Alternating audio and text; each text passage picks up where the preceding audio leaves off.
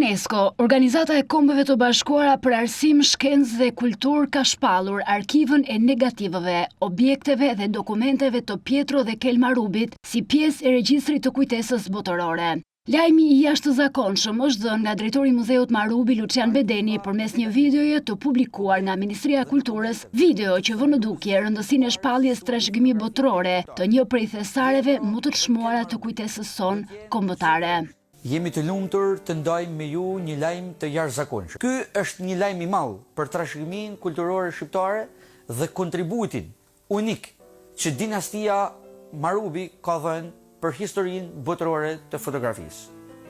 Ky është një moment historik edhe për artin shqiptar. E gjithashtu është një hap i madh për kontributin që Shkodra ka dhënë në kulturën e Shqipërisë.